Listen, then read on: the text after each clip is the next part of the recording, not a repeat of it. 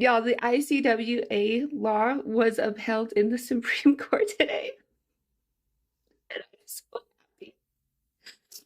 So, not many people know, but my mom was actually taken by Christian missionary people when she was young away from her family, and it was so traumatizing for everyone.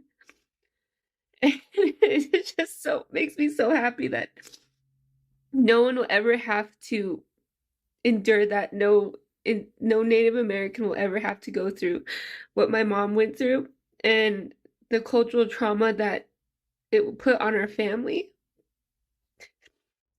I'm just so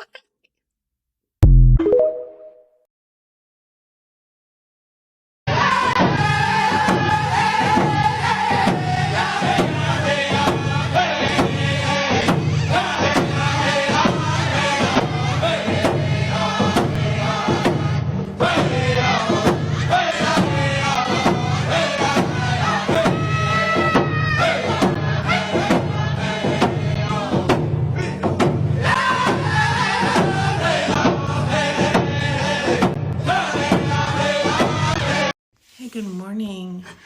I am going to be cutting some muktuk. Oh, I gotta sharpen my ulu. Hold on.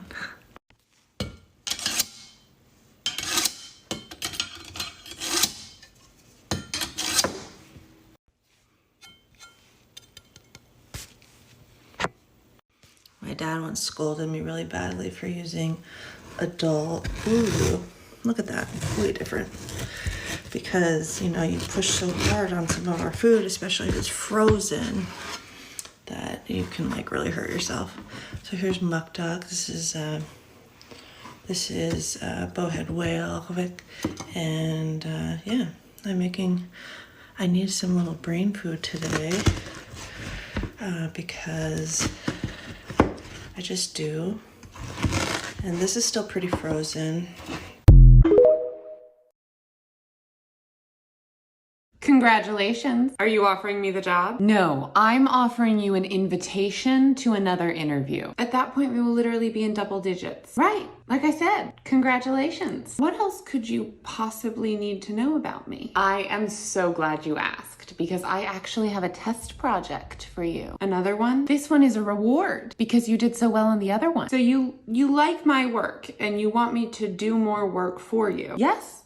Isn't that a huge compliment? Good for you. Congratulations. But you're not ready to hire me? If we did that, we'd have to pay you. Yes, that would be the natural progression of this process. I don't want to pay you, is the thing.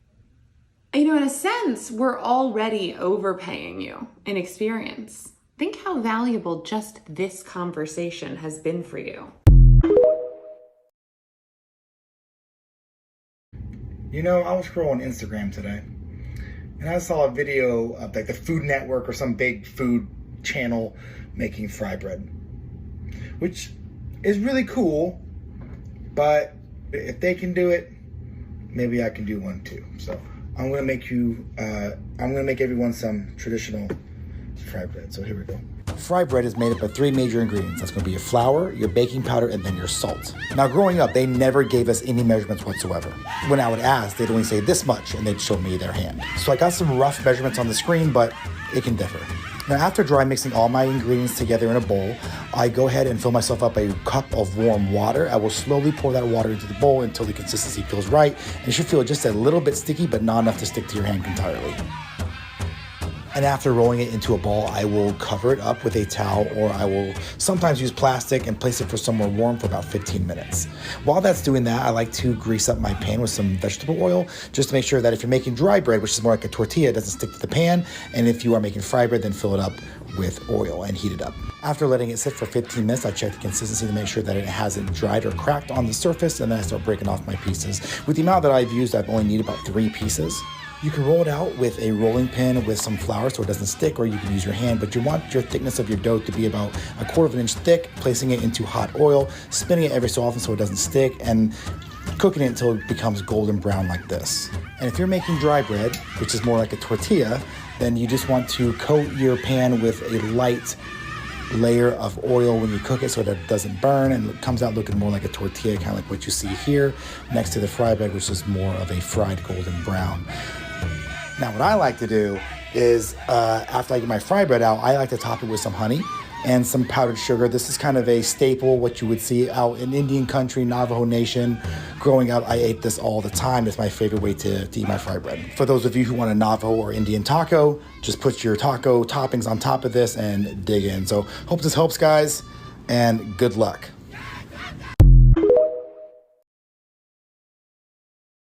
What the fuck is a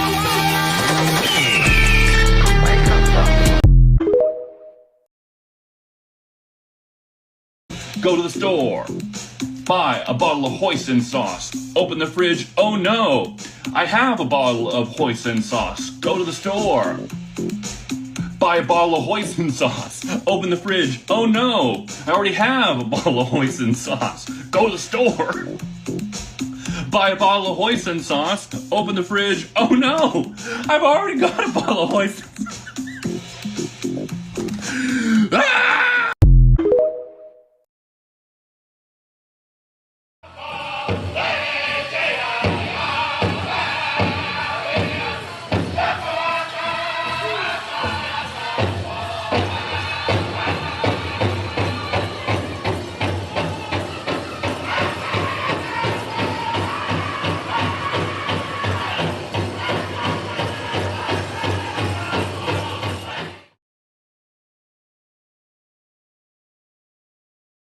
Planets aren't real. You heard me. Jillian here is a really fantastic example of how reactionaries and the like utilize outrage farming as a means to spread their messaging. Jillian in particular has been doing this probably as long as I have been on political TikTok, and I'll show you a video from 2 years ago. I can't post the original audio with this, so you just get me sitting here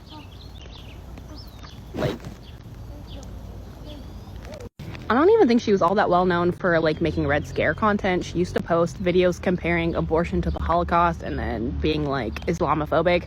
And because she makes such outlandish claims, she gets a lot of views, a lot of outreach. I genuinely think that people who are stitching and debunking her videos are very well intentioned. However, it is also inadvertently helping her grow her platform and also helping her to achieve her target audience. Just some food for thought as somebody who's been posting on here for 3 years. I don't understand. I love you. Most ardent. Please do me the honor of accepting my hand. You have bewitched me, body and soul, and I love, and love, and love you, and never wish to be parted from you. It's a good day to be indigenous. It's 45 degrees in the sun.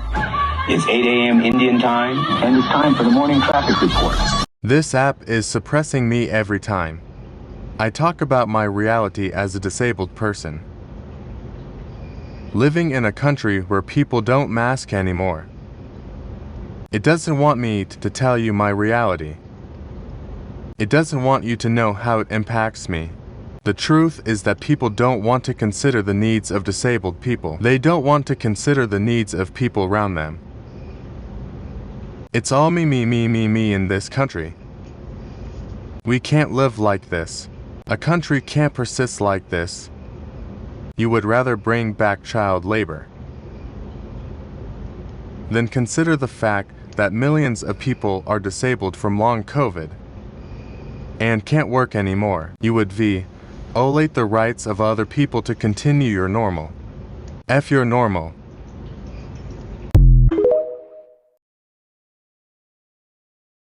I posted on my story looking for an antler, so my dad came over with this and obviously knew the assignment. So we started out by using the hacksaw to cut off a good-sized chunk of antler. Doo-doo-doo. There we go, fits perfectly.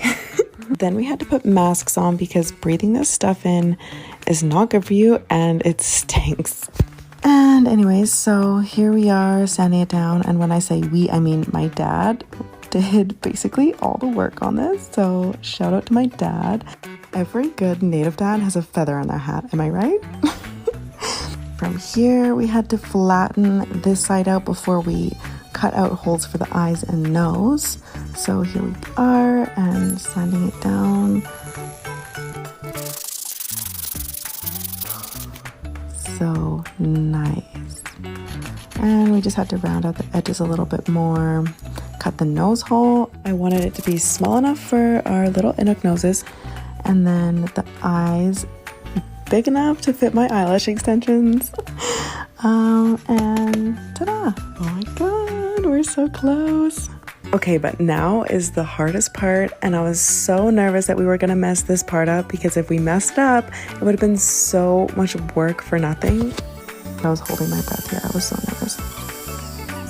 Look at that, you guys. We're almost there. Holy. This is like the first time my dad and I actually carved together, so it was kind of special. Okay, but whoa, look at this. Now we have to make the holes for the strings. Do-do-do. And that's the final touch before we add strings. And oh my god, my dad brought real sinew, you guys. And so what we did was we braided each side. My dad braided one side and I braided the other side. And this just reminded me of when my dad taught me how to braid my hair when I was little. And oh my god, you guys, that is the final touch. And this is the first time my dad has ever put them on. Oh my goodness, this is so unreal. Why does he look so cool? He had to throw in a couple native points there, and that's a wrap. Oh my goodness, you did such a great job renovating your basement. Great work. Work is tangible. You can see it, appreciate it. Meanwhile, I can't even tell that I've done anything.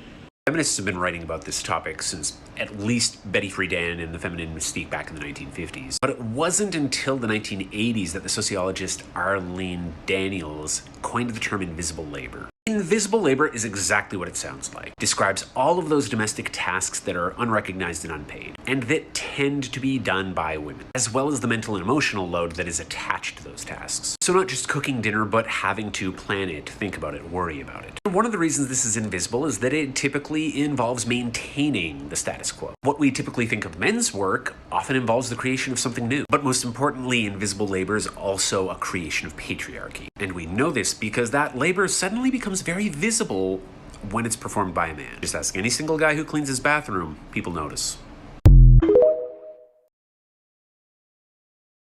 I am my mother's savage daughter, the one who runs barefoot, cursing sharp stones. I am my mother's savage daughter. I will not cut my hair, I will not lower my voice. This is my beautiful mother, Patricia Michaels. She was born on June 1st, 1966. My mother grew up a very traditional Taos Pueblo woman, always practicing our beliefs and our traditions. Sadly, there's no nice way to put this, but my mom and her sister were abandoned at a very young age to raise themselves, as my grandmother would try to help my grandfather try to get sober. See, in those times back in our village, there wasn't really such thing as being a teenager. When she hit the age of 8 to 9, you were already considered an adult. So the way that she ended up making rent was by using her own creativity to make designs and clothes. As she was getting older and more ambitious, she needed to find a way to make more money to get into a better school. So it was then that she decided to start a career in modeling and beauty pageants, and would later on becoming Miss Native America. My mom was also known to be one of the first Native American women to be on MTV. So, after saving enough money and meeting my father at IAIA, they both made the decision to go to the Chicago Art Institute together. Once they finished their education in Chicago, we moved back to Santa Fe, and my mom would begin applying her clothes to fashion shows. As I was growing up, I constantly saw my mom get rejected over and over again, as people would tell her her clothes were not Native American enough. But These rejections never let her down, as she truly believed she wanted to change Native fashion by telling stories within her own designs in a very contemporary way. She would tell me as a young boy, don't ever make excuses. Just because I'm a woman or a mother or Native American doesn't mean I can't do the things that I want. In our village, we learned how to survive, and that should apply to everything, especially in the outside world. These powerful words and these beautiful teachings from my mother would stay with me for the rest of my life. Many years later, one day, my mom would give me a magical phone call. She would call to tell me that she got onto Project Runway, Season 11. I didn't hear from her for a very long time, but it wouldn't be long until I got a phone call from my mother, as she told me she might be a potential winner and she has to fly me and my sister out to New York. The fashion show was amazing, and it was so surreal to realize that my mother was the first Native American woman to have her work in New York Fashion Week. And it was finally in this that opened a lot more doors to accept her contemporary views of Native fashion. And still to this day, my mom was one of the biggest heroes in my life.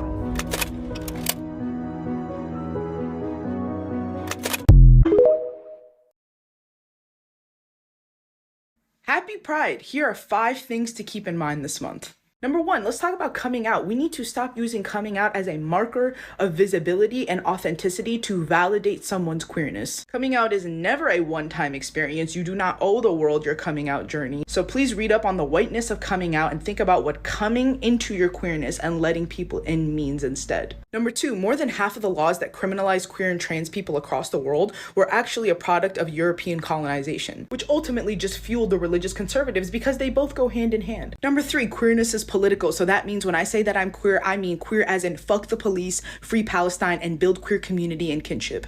Number 4, rainbow capitalism is not solidarity. Big corporations slapping rainbows on their merchandise is just another form of neoliberal representation. And number 5, the origins of pride is about rebellion, resistance against police brutality led by Black and brown trans folks.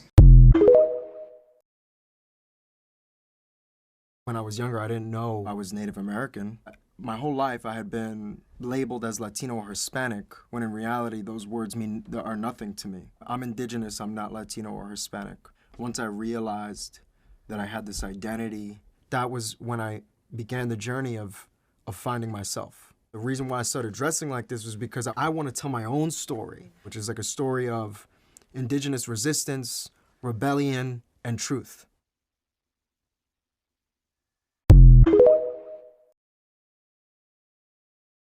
This is not crack sauce. Calling it this name has erased where the food came from and the community that made it. Why do we glorify this sauce by referring it to something millions of people struggle with? It downplays addiction and normalizes what we don't want our kids to be near. Just like other addicting sauces, I'll call it gochujang, I'll call it salsa verde, I'll call it sambal. We don't need to change its name to make it easier for others because that only makes it harder for ourselves. What this is a popular sauce from Lao cuisine called jiao som.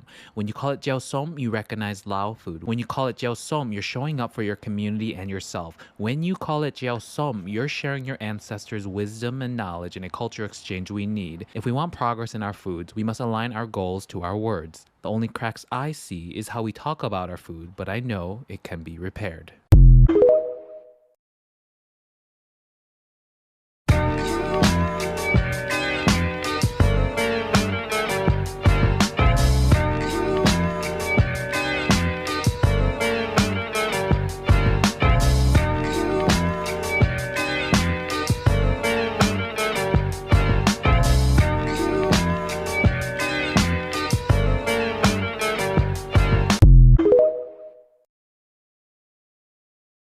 Here is one of the oldest audios of our ancestors singing.